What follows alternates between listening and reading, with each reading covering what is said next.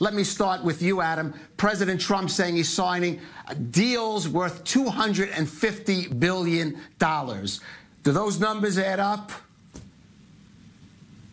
Yes, they do add up. And I'll tell you something, in spite of the rhetoric, and by the way, think about what he actually did, going to China and saying, you guys are really taking advantage of us, but it's our fault. I mean, that narrative is incredible. But there really is substance here. Those $250 billion worth of deals equate to about 1/3 of the total bilateral trade between the two countries. And I should point out that China is actually the United States' largest single trading partner. All right, if you look at the EU as a bloc, it's slightly larger, but the fact is the relationship between the U.S. and China is incredibly important. It's not just trade. It's issues like North Korea, issues like pollution, on and on and on. So in spite of the posturing and some of the almost hard-to-believe headlines, there is real substance happening there, and it's a good thing. It needs to happen.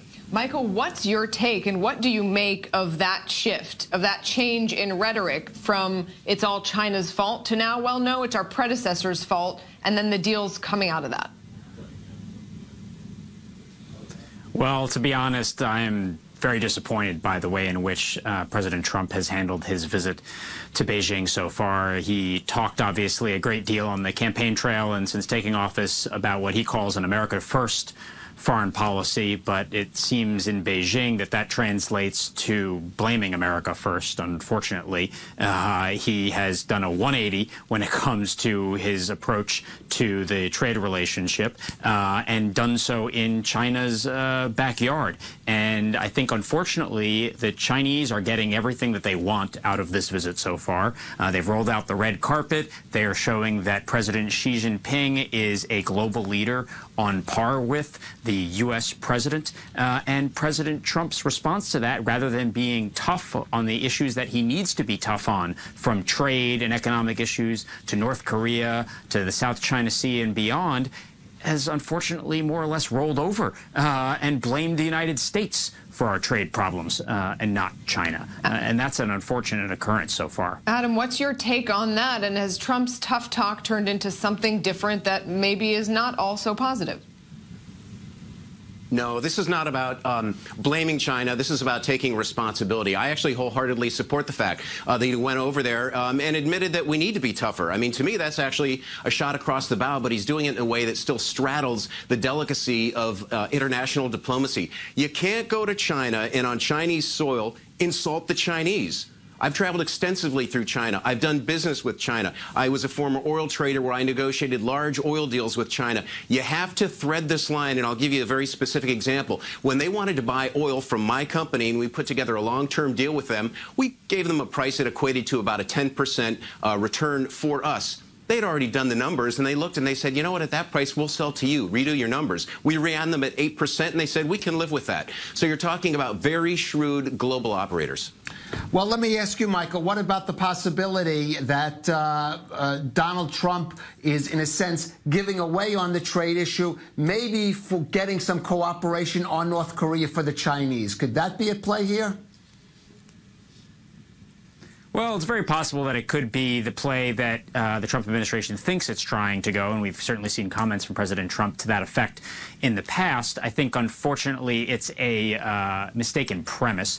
This is not how you deal with the Chinese. I have dealt with the Chinese as well on a wide variety of policy issues, and you don't necessarily trade one issue for another, especially when they are both, like trade and North Korea, of essential importance to U.S. national security and economic interests. I think that so far we've seen President Trump, aside from the deals, the business deal signings, which many presidents get when they're there, not be able to deal fundamentally with the trade issues. He has to date shown an ability at least to get something out of China on North Korea when it comes to China imposing new sanctions. But the real problem he's going to face there is the same problem every president has faced as well, which is how much the Chinese will actually implement those sanctions and how far they'll actually go. And I think we've yet to see how much progress can be made there.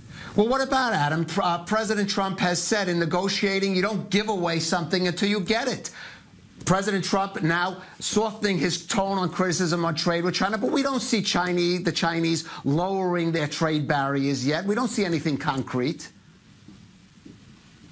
No, we don't, and we're not going to. You know, you can only put together so many deals in advance, like $250 billion, before you actually have to let all this stuff play out. Remember, the Chinese are trying to do something that is mind-boggling for us here in the West to think of. They approach GDP not as an output, but as an input. In other words, they hold their party Congress and they say, we're going to aim for 7% or 6.5. Now make it happen. And they put together the various structures, including debt, arguably maybe even too much debt, or real estate development, or infrastructure build-out, in order to get there. So we're talking about the Chinese trying to do something that is absolutely mind-boggling for those of us in the West who operate so differently. And you can't necessarily expect these two very different systems, the U.S. on the one hand, the Chinese on the other, to come together and have everything suddenly seem perfectly together. I would say actually $250 billion in deals and a much quieter North Korea. Do you wonder why that's actually happening right now? It's called backdoor diplomacy, and that is the U.S. working with China. Those are substantive, and you know what? I'll take them. You know what, Michael? I'm going to give you 30 seconds that we have left just to respond to that on North Korea in particular. Well, yeah, look, again, I think that the trade issues and the economic issues are fundamental and structural issues the Chinese are dealing with, as the United States in many ways, and this is going to be a long-term effort that combines cooperation and some real pushing on the part of the U.S.